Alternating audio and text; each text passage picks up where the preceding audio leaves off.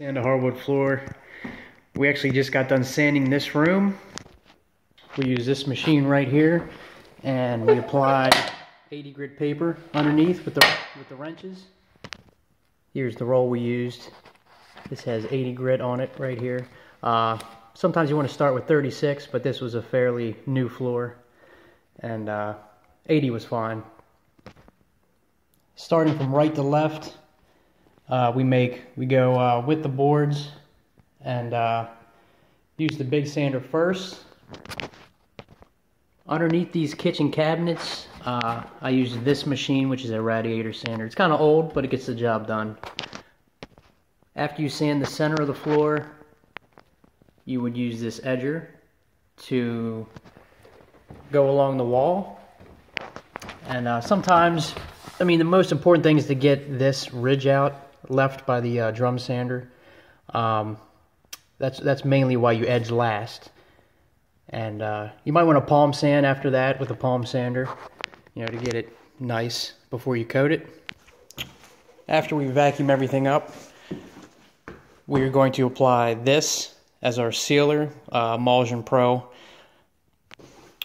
Some people recommend to sand between coats. I put 2 of these down first and then screen it. Once the second coat is dry, we take a buffer with a screen.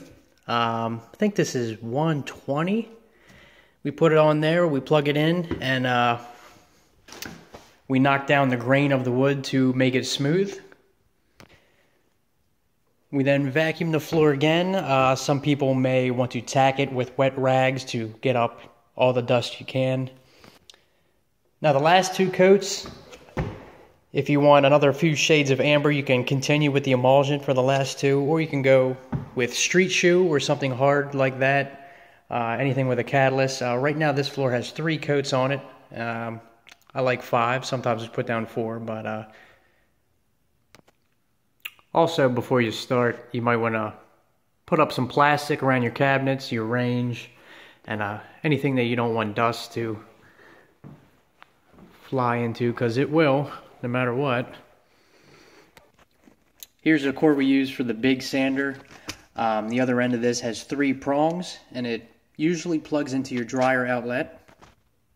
Here's the 3-prong cord, and if the customer does not have a 3-prong outlet 220 line, then you might need a cord like this. And if we follow it here, what I had to do here is put it into the breaker box. We had to remove the dryer breaker, take out these 2 wires, and insert our own wires. There was bare wires on the other end of this, and plug it in, and that's how we got juice to our sander. To apply this finish, a lot of people use like a squeegee with a long pole, and they would pour a line down, and basically would have 2 people going at it and getting it done quick. If you're a beginner and you don't want to leave any lines, or you're afraid of that, you can use this 9-inch applicator brush, sponge, and you know, you can put it on by hand.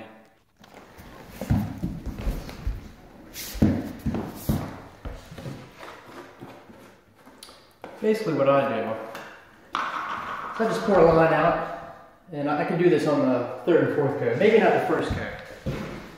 You might want to go with the grain on the 1st coat. Just pour a line out, bring it all the way down. Just make sure there's no lines and no dots, because if you leave a line behind, it could turn brown on you. So do your best to look across, make sure you get everything, and you just work your way right to left across the floor. Don't cut yourself in the room, because you might have to escape through a window. But that's it. And that's your 4th coat.